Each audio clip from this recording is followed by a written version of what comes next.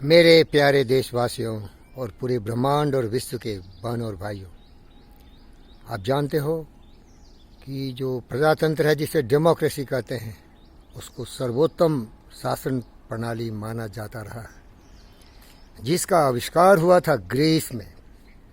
और अभी भी वहाँ बहुत सारे महान नेता जाके वहाँ सर टेकते हैं, क्योंकि प्रजातंत्र हर व्यक्ति को बराबर का अधिकार देता है। एक गरीब से गरीब इब्राहिम लिंकन जैसा और एक गरीब से गरीब नरेंद्र मोदी जैसा व्यक्ति राष्ट्र का, देश का प्रमुख नेता बन सकता है, क्योंकि इसका चुनाव होता है जनता के द्वारा। ये जनता के लिए, जनता के द्वारा, जनता के हित में बनाया हुआ एक शासन प्रणाली है प्यारे दोस्तों।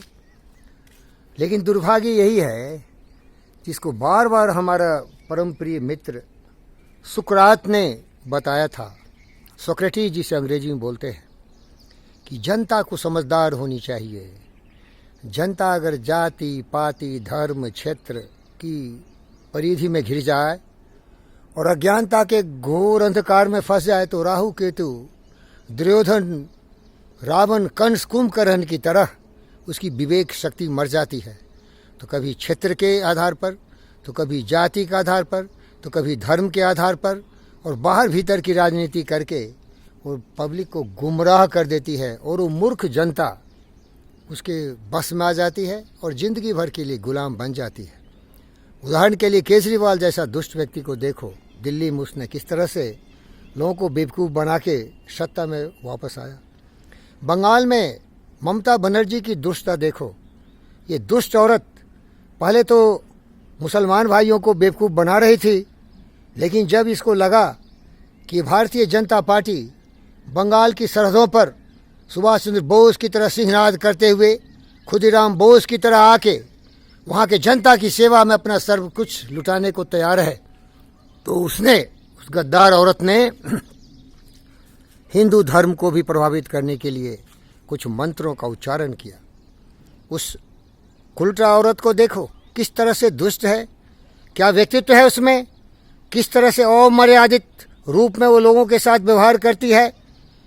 स्वार्थ की राजनीति, वंशवाद की राजनीति, जातिवाद की राजनीति, धर्म की राजनीति करने वाले।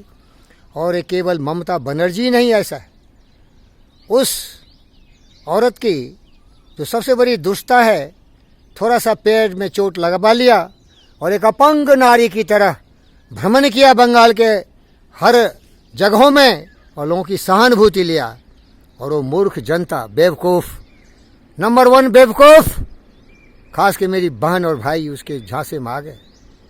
अपंग बन के औरत ने लोगों के चश्मे चढ़ा दिए दिमाग में सहानुभूति का, और इस तरह से उस शासन में फिर से वापस आई है।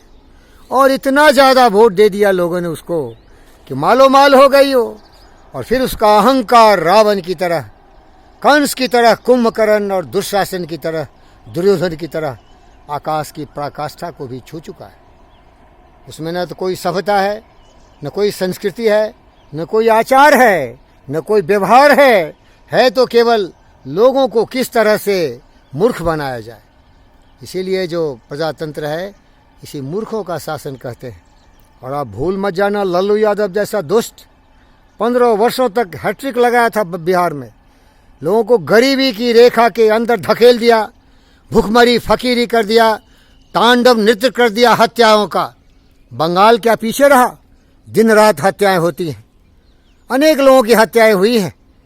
और इस तरह से ये ममता बनर्जी, लल्लू यादव, मुलायम सिंह यादव, अखिलेश यादव, अरविंद केजरीवाल, ऐसे अनेक दुष्ट व्यक्ति हैं जो कि जाति के नाम पर, धर्म के नाम पर, मजहब के नाम पर, क्षेत्र के नाम पर हमारे देश को कमज़ोर करते हैं। और इसके लिए जिम्मेदार है हमारे बहनों और भाइयों जो भारत के नागरिक। जाओ मेरे भारत के सपूतों और पुत्रियों, पढ़ाई लिखाई करो, संविधान को समझो। ये राष्ट्र हमारा है, ये भारत देश हमारा है, ये हिंदुस्तान हमारा है। सबसे बड़ा महान व्यक्तियों की रचनाओं को पढ़ो। सुभाष चंद्र बोस ने जय हिंद का नारा दिया था। उन्होंने ये नहीं कहा था कि वो बंगाली के एक चूहे की तरह एक बिल में छुपे हुए कीड़े मकोड़े हैं। वो पूरे विश्व में हिंदुस्तान का नाम ऊंचा किया था। वो हिंदुस्तान के लिए लड़े थे, सरदार पटेल देश के लिए लड़े थे, और जितने भी बंटवारे वाले लोगों थे सबको अंकुश ला के देश की एकता अखंडता के लिए नींव डाला था। तो हमारे बहनों और भाइयों, खास के होनहार बेटी और बेटों, आपसे ये फकीर योगी वीरेंद्र योगी विनती करता है कि भारत देश ही तुम्हारा सब कुछ है।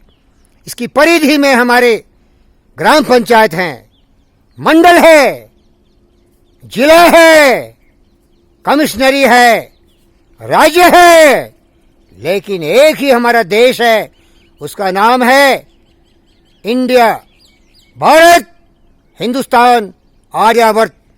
तो एक हिंदुस्तानी बनो, एक भारत की सजग और प्रगतिशील, ज्ञानवान, विचारवान सुभाष चंद्र बोस के पचिनों पर चलने वाले झांसी की रानी की छवि दिखाओ। अगर तुम चूहे बिल में छुपे हुए कुएं के मेढक बनोगे तो हमारा देश का विनाश हो जाएगा। ममता बनर्जी जैसे दुष्ट, कोई शिष्टाचार है उसमें, कोई आचार है, कोई व्यवहार है उसमें, लेकिन ये बेवकूफ जनता उसको इतने बहुमत से विजयी बना दिया। 217 वोटों से उसे 2/3 मेजोरिटी से भी ज्यादा कर दिया। और कितना भ्रष्ट है मालूम होगा। सिंडिकेट चला रही है, कट चल रहा है, अनेक तरह के वहां अपराध हुए हैं, हत्याएं हुई है, लेकिन ये मूर्ख जनता, इसीलिए कहते हैं जमहूरियत वह तर्जे हुकूमत है जिसमें इंसान को गिनते हैं, तौला नहीं करते। तौलने की आदत डालो, नजरिया बदलो, पढ़ो लिखो, देश हित में निर्णय लो। और कोई भी व्यक्ति हो, मेरा कोई नहीं है, हमारा वही है जो देश के लिए जीता हो, देश के लिए मरता हो, जिसके खून में, रगों में सुभाष चंद्र बोस, भगत सिंह, चंद्रशेखर आजाद का खून चलता हो। मैं न किसी जाति का, न किसी धर्म का, न किसी मजहब का, न किसी देश के परिधि से जुड़ा हुआ हूं। मैं इस विश्व का सुभाष चंद्र बोस के पद चिन्हों पर चलने वाला, विवेकानंद के पद चिन्हों पर चलने वाला, sisters and brothers of America का नारा लगाने वाला एक ऐसा देश का भक्त हूं जो तुम्हारे लिए जीता हूं, तुम्हारे लिए मरता हूं। देशभक्ति की कसम खाओ, देश के लिए जियो, देश के लिए मरो, लेकिन उसके लिए तुम्हें ज्ञान चाहिए। अज्ञानता के घनघोर अंधकार में रहोगे तो बाहर वाला भीतर वाला, जाति, धर्म, मजहब, क्षेत्र के आधार पर कुएं के मेढक बन जाओगे, जिसे तेलुगु में कहते हैं बौरी कप्पा या चूहा बिल में घुसे हुए एक गद्दार देशद्रोहियों। यह अखंड भारत तुम्हारा है, पूरे भारत में तुम्हारा साम्राज्य है। अपने आप को छोटा मत दिखाना और इन गद्दार नेताओं के चंगुल में फंसने की जो आदत है उसे बच के रहना। बच के रहियो। भारत तुम्हारा देश, हिंदुस्तान तुम्हारा देश, सब कुछ तुम्हारा। इसकी सेवा करो, इसकी रक्षा के लिए चित्रवान बनो। धन्यवाद।